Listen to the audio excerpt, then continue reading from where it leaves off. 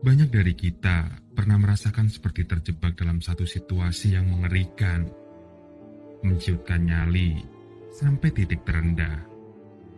Entah itu di rumah atau tempat kerja. Keadaanlah yang akhirnya memaksa untuk menghadapi semuanya, pasrah dalam ketakutan. Seperti yang dirasakan oleh Mas Yono dan kawan-kawan ini ketika bekerja di salah satu gedung pencakar langit di jantung ibu kota, Jakarta. Ruas Jalan Sudirman masih padat ketika aku melintasinya. Iya, memang masih termasuk jamnya pulang kerja. Tapi itu orang lain. Sementara aku jam 8 malam malah harus berangkat menuju tempat kerja. Beginilah nasib pekerja yang terikat dengan shift, pagi, siang, dan malam. Yon, kamu jaga pos dulu ya, biar Hamdan yang patroli duluan, ucap Amri ketika aku baru saja sampai di basement 1, tempat di mana pos security berada. Oke mas, jawabku pendek. Setelahnya aku berganti pakaian, mengenakan seragam. Tidak terasa, sudah hampir 1 tahun bekerja di gedung ini. Sudah cukup banyak pengalaman yang aku dapat. Selain itu juga, aku dapat banyak teman baru. Entah sesama security, ataupun para karyawan yang bekerja di gedung ini. Secara keseluruhan, aku menikmati bekerja di gedung ini. Tapi, ada ganjalan yang jadi beban di dalam hati. Terkadang aku merasa kurang nyaman dengan situasi gedung ini pada malam hari. Maka dari itu, aku sedikit gemetar apabila sedang mendapatkan giliran kerja malam. Walaupun terkadang banyak kejadian aneh juga di siang hari. Tapi mau gimana lagi? Risiko pekerjaan yang harus dijalani. Gedung ini seperti hidup. Banyak kegiatan yang seringkali tidak masuk logika. Aku seringkali membahasnya dengan rekan sesama security. Terkadang dengan teman karyawan lain. Beberapa kejadian yang cukup aneh dan menyeramkan akan aku ceritakan pada malam ini. Selepas jam kerja, di salah satu gedung di bilangan Sudirman Tamrin, Jakarta. Setelah sudah siap dan berpakaian dinas, aku duduk di kursi depan layar monitor CCTV, memperhatikan dan mengawasi keadaan situasi gedung melalui layar besar yang berbaris di hadapan. Segelas kopi dan sebatang rokok menemani, membantu agar tetap terjaga. Sementara Iwan duduk di ruang sebelah menonton TV, menunggu gilirannya berpatroli. Malam ini kami bertugas dengan 5 personil. Amri dan Roni menjaga pos depan dan belakang. Hamdan sedang patroli gedung. Aku dan Iwan masih menjaga pos. Penempatan ini akan berlangsung selama 2 jam ke depan. Setelah itu kami berganti tugas. Sudah hampir jam 11 malam ketika suara Hamdan terdengar melalui radio komunikasi. Pos 1, di sini Hamdan. Di sini Yono, ada apa Dan? Tanyaku. Yon, gua di lantai 15 nih. Bisa bantu tolong lihat di ruangan staf PT Sentosa tidak? Begitu katanya. Aku langsung memeriksa ruangan yang dimaksud oleh Hamdan di lantai 15. Melihatnya melalui layar monitor. Tidak ada apa-apa Dan. Ruangan sudah kosong. Emang ada apa? Tanyaku ketika sudah mengecek melalui CCTV.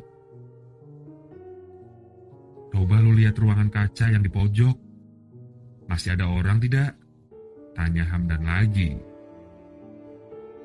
Lantai 15 adalah lantai yang digunakan oleh perusahaan marketing, bergerak di bidang properti. Memang, seringkali ada karyawannya yang bekerja sampai larut malam, kadang sampai hampir jam 12 malam, termasuk GM-nya yang memiliki ruangan sendiri, yaitu ruangan kaca yang letaknya di pojok, ruangan yang Hamdan tanyakan. Tapi, di jam 11 ini aku melihat kalau seluruh ruangan di lantai 15 sudah kosong, termasuk ruangan GM. Tidak ada orang dan sudah kosong, sepi. Ada apa sih? Tanyaku kemudian. Komputer di ruangan kaca nyala tidak? Tanya Hamdan lagi. Tidak dan, mati. Ada apa sih sebenarnya? Sekali lagi, aku bertanya pada Hamdan. Nanti aja ceritanya. Lo standby terus ya, jangan kemana-mana. Tutup Hamdan, seraya melanjutkan patrolinya. Dari nada bicaranya, terlihat sekali kalau dia melihat atau sedang merasakan sesuatu. Aku yakin. Sekitar jam 12, akhirnya Hamdan sudah kembali ke pos. Tidak berbasa-basi, aku langsung bertanya tentang percakapan kami tadi sebelumnya. Emang tadi di lantai 15 ada apa Dan? Tanyaku. Lalu Hamdan bercerita. Jadi seperti biasa, dia berpatroli berkeliling di dalam gedung, lantai demi lantai, memastikan kalau situasi dan keadaannya sudah aman. Kami selalu mulai berkeliling dari lantai paling atas. Lalu, satu persatu lantai di bawahnya kami periksa sampai ke basement. Menurut Hamdan, dari lantai yang paling atas sampai ke lantai 16, keadaannya normal dan situasinya aman. Memang ada beberapa karyawan yang masih bekerja, tapi mereka sudah bersiap untuk pulang. Sementara ruangan dan lantai lainnya lebih banyak yang sudah kosong. Nah, kejadian aneh terjadi ketika Hamdan sampai di lantai 15. Keluar dari lift, lampu di lobi sudah mati. Tapi, walaupun begitu, Hamdan tetap harus melakukan patroli, memeriksa situasinya. Yang pertama dia datangi adalah pintu yang menuju ruang staf. Ruangan ini sangat besar karena dapat menampung belasan hingga puluhan karyawan.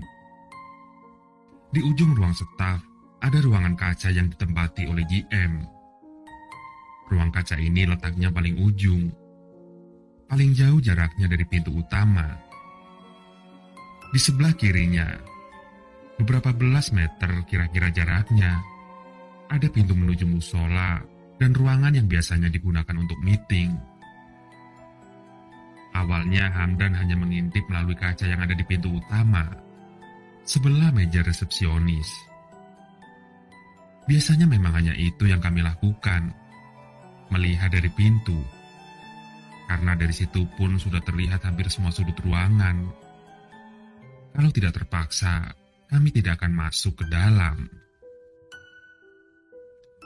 Dari pintu Hamdan melihat kalau ruangan sudah kosong. Lampunya sudah mati. Sama sekali sudah tidak kelihatan ada orang. Tapi ketika melihat ke ujung, ke ruang kaca, Hamdan melihat kalau di dalamnya masih ada cahaya, tapi bukan lampu. Di ruang kaca Hamdan melihat kalau komputer di atas meja masih menyala. Dari situlah cahaya terang berasal. Hanya monitor komputer yang menyala. Tidak terlihat ada orang di dalam ruangan. Kosong.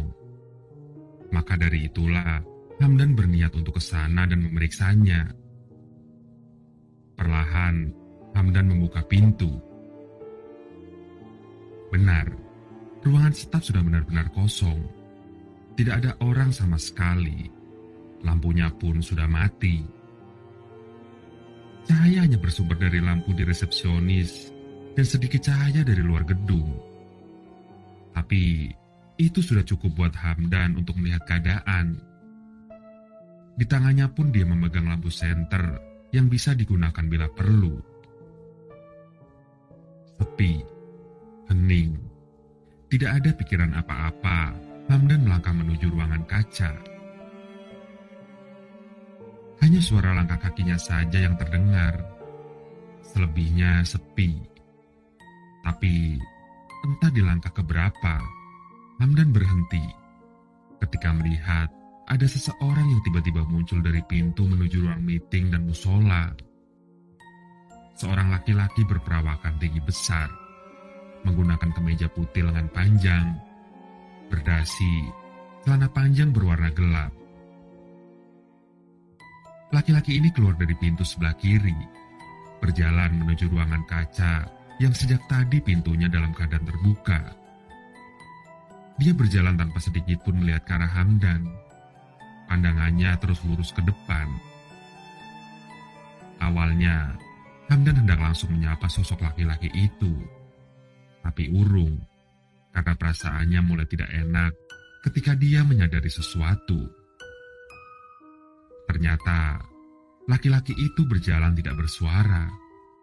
Sama sekali tidak ada bunyi yang terdengar. Sejak kemunculannya dari pintu tidak ada suara. Langkah kakinya senyap, hening saja. Hamdan tetap berdiri pada posisinya ketika laki-laki itu benar-benar sudah masuk ruangan kaca, lalu duduk di depan komputer. Ketika duduk inilah, Hamdan akhirnya dapat melihat wajahnya dengan jelas. Cahaya monitor membantu menerangi penampakannya. Jarak dari tempat Hamdan berdiri ke ruangan kaca tempat laki-laki itu berada hanya sekitar belasan meter. Cukup dekat untuk dapat melihat dengan jelas wajah masing-masing ketika bertatapan. Pada saat inilah Hamdan semakin merasa ada yang tidak beres. Ketika melihat laki-laki itu perlahan mulai memandang ke arahnya, yang masih saja dia berdiri. Pintu ruangan yang terbuka menjadikan tatapan mereka jadi tidak berpenghalang. Dia menatap dengan tajam, dengan sorot mata yang mulai mengerikan, memperhatikan Hamdan yang masih berdiri di dalam gelap. Hamdan benar-benar mengurungkan niat untuk menyapa, malahan perlahan mundur menjauh, menuju pintu utama di belakangnya. Hamdan ketakutan. Sementara laki-laki itu terus menatap dengan garis lengkung senyum, mulai menghiasi wajah seramnya. Kemudian Hamdan lari keluar ruangan. Setelah sudah di luar, di sebelah meja resepsionis, saat itulah Hamdan menghubungiku yang sedang berada di pos security, menanyakan tentang keadaan lantai 15 dan ruangan kaca melalui monitor CCTV. Jawabannya sudah diketahui di awal tadi. Aku tidak melihat apa-apa. Lantai 15 sudah kosong, termasuk ruangan kacanya. Tapi belum selesai. Setelah perbincangan denganku selesai, Hamdan masih penasaran. Sekali lagi, dia mengintip melalui kaca kecil yang ada di pintu utama untuk melihat ke ruangan kaca. Dia ingin memastikan sekali lagi. Ternyata sosok itu masih ada, masih duduk di depan monitor komputer. Wajahnya masih menatap ke arah Hamdan yang sedang mengintip dari balik pintu. Beberapa detik kemudian, sosok menyeramkan itu bangkit dari duduknya, lalu berjalan mendekat ke pintu utama, tempat di mana Hamdan sedang mengintip. Tidak berpikir panjang, Hamdan langsung lari menuju tangga darurat, meninggalkan lantai 15. Di lantai 15, aku juga pernah mengalami peristiwa yang menyeramkan. Terjadi beberapa bulan sebelum kejadian Hamdan tadi. Peristiwanya terjadi di siang hari libur, tanggal merah. Aku lupa hari besar apa waktu itu. Kalau siang, apalagi hari libur, penjagaan tidak seketat malam di hari kerja. Patroli di bagian dalam gedung hanya dilakukan apabila ada hal yang memaksa kami untuk memeriksa. Kalau situasi normal, kami jarang berpatroli, hanya menjaga dan memeriksa situasi di luar saja. Waktu itu kami hanya berempat. Aku, Amri, Hendra, dan Iwan. Sekitar jam 1 siang, ketika sedang berada di sekitaran lobi, tiba-tiba suara Iwan yang sedang berada di pos memanggilku lewat radio. "Yon, bantu periksa lantai 15 ya. Tadi pagi ada 2 orang karyawannya datang. Tapi gue lihat di monitor mereka udah gak kelihatan lagi. Tolong dicek, Yon." Begitu kata Iwan. Aku langsung menyanggupinya, lalu bergegas menuju lantai 15 menggunakan lift. Memang, walaupun hari libur selalu ada beberapa karyawan yang tetap masuk. Ada yang memang giliran piket, ada pula yang memang ada kepentingan mendadak. Tapi untuk lantai 15, jarang kami melihat karyawan yang datang di hari libur. Makanya Iwan tahu kalau ada karyawan lantai 15 yang datang di hari libur itu. Selain itu juga, mereka pasti datang ke security terlebih dahulu untuk bisa masuk gedung. Singkat cerita, lift berhenti di lantai 15. Ketika pintu terbuka, yang kulihat pertama kali adalah meja resepsionis yang dalam keadaan kosong. Selebihnya juga kosong, dengan udara yang sedikit gerak karena AC gedung memang dalam keadaan mati. Aku melangkah menuju pintu masuk ruangan kerja PT Sentosa. Pintu yang ada bagiannya yang berbahan kaca. Letaknya di sebelah kiri meja resepsionis. Sesampainya di depan pintu, aku tidak serta-merta membukanya, tapi mengintip terlebih dahulu, melihat keadaan di dalam. Kosong. Ruangan besar itu kosong. Sama sekali tidak ada orang. Ruang kaca yang berada di paling ujung pun kelihatan kosong. "Wan, 15 udah kosong, tidak ada orang lagi." Aku menghubungi Iwan ketika masih berdiri di depan pintu. "Coba lu masuk ke dalam, Yon. Pastiin aja. Habis itu jangan lupa kunci lagi pintunya." Begitu Iwan bilang. Aku pun menuruti kemauannya. Ternyata benar. Pintu ruangan tidak terkunci ketika aku membukanya. Pertama yang aku lakukan adalah melihat sekeliling ketika sudah berada di dalam. Memperhatikan setiap sudut ruangan sambil terus melangkah menuju ruangan kaca paling ujung. Kosong. Ruangan ini kosong.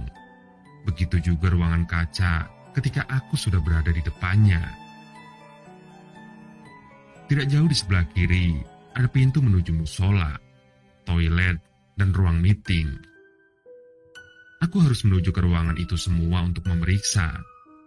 Siapa tahu, 2 karyawan itu sedang ada di sebelah. Kalian, begitu pikirku dalam hati. Aku semakin yakin kalau harus ke sana ketika mendengar ada gemercik air dari toilet. Atau mungkin tempat wudhu musola. Aku harus memeriksanya. Setelah melewati pintu, yang aku temui pertama kali adalah toilet. Lalu aku membuka pintunya untuk memeriksa ke dalam. Kosong. Toilet dalam keadaan kosong. Airnya pun dalam keadaan mati. Aku lalu melanjutkan langkah lagi untuk memeriksa ruangan berikutnya. Benar, ternyata ada satu keran air yang menyala. Keran untuk berwudu. Aku langsung berjalan ke keran yang terbuka itu untuk menutupnya. Di sebelah kanan barisan keran, ada pintu musola yang selalu dalam keadaan terbuka. Jadi, keadaan di dalam musola yang cukup besar itu akan selalu terlihat dari lorong di depannya. Nah, pada saat itulah aku melihat ada yang sedang melaksanakan sholat, menghadap kiblat yang arahnya berlawanan dengan keberadaanku yang sedang berdiri di lorong. Jadi, aku melihat mereka yang sedang sholat dari belakang. 2 orang bermukena. Yang satu sholat di pojok kanan, satu lagi beberapa langkah di belakangnya. Keduanya sedang dalam posisi berdiri. Oh, ternyata sedang pada sholat. Begitu pikirku dalam hati. Lalu aku melanjutkan langkah menuju ruang meeting yang ada di depan, sebelah kanan lorong. Ruang meeting dalam keadaan gelap dan kosong. Saat itulah aku memutuskan untuk kembali menuju pintu keluar, karena berkesimpulan kalau lantai ini aman. Karyawan yang dimaksud oleh Iwan ternyata sedang sholat di musola. Tapi tiba-tiba Iwan memanggilku melalui radio. "Gimana, Yon? Aman?" "Aman, Wan. Karyawannya 2 perempuan, lagi pada sholat di musola," jawabku tanpa beban. "Perempuan? Karyawan yang datang tadi pagi laki-laki semua, Yon. Coba cek lagi deh," timpal Iwan. Kejutan berikutnya, ketika tiba-tiba Hendra ikut nimbrung bicara di frekuensi radio yang sama. "2 karyawan laki-laki yang tadi pagi di lantai 15 bukan? Mereka udah pulang jam 11 tadi. Pamitnya ke gua. Lantai 15 sudah kosong dari tadi." Begitu kata Hendra. Perasaanku mulai tidak enak. "Wan, tolong lihat CCTV musola sekarang dong." Dengan suara pelan, masih berdiri di depan ruang meeting, aku meminta Iwan melihat keadaan di dalam musola melalui CCTV. "Udah, gua lagi lihat monitor musola nih sekarang. Musola kosong, tidak ada siapa-siapa. Coba cek lagi," kata Iwan. Kosong. Jelas-jelas aku melihat 2 perempuan yang sedang sholat beberapa puluh detik yang lalu. Perasaan semakin tidak enak. Melihat lorong belakang ini semakin mencekam rasanya. Kalau mau keluar ruangan pun, aku harus lewat depan musola lagi. Cukup lama berdiri di depan ruang meeting, bingung harus berbuat apa. Akhirnya, karena tidak ada jalan lain, aku harus berjalan keluar, lewat depan musola. Melangkahkan kaki perlahan, mendekati pintu musola yang masih dalam keadaan terbuka. Ketika sudah benar-benar berada di depannya, penasaranku mengalahkan kekhawatiran. Aku menoleh ke dalam. Benar, mereka masih ada. 2 perempuan bermukena berada di dalam musola. Tapi kali ini posisinya sudah berubah. Yang satu masih berdiri di tempat yang sama. Yang satu lagi duduk di sampingnya. Tapi keduanya menghadap ke arahku yang sedang berdiri di depan pintu. Mereka tidak lagi membelakangi. Keduanya menatap dengan tatapan kosong, pucat, tapi tersenyum. Beberapa detik aku terdiam, seperti terhipnotis. Detik berikutnya, aku mulai melangkahkan kaki dengan cepat menuju pintu keluar. Aku ketakutan. Sesampainya di luar, langsung mengunci pintu lalu lari ke tangga darurat, meninggalkan lantai 15. Begitulah kisah seram yang dialami oleh Mas Yono dan kawan-kawannya. Masih banyak kisah menarik yang bisa mereka ceritakan. Tapi nanti saja. Kapan-kapan dilanjut lagi ya.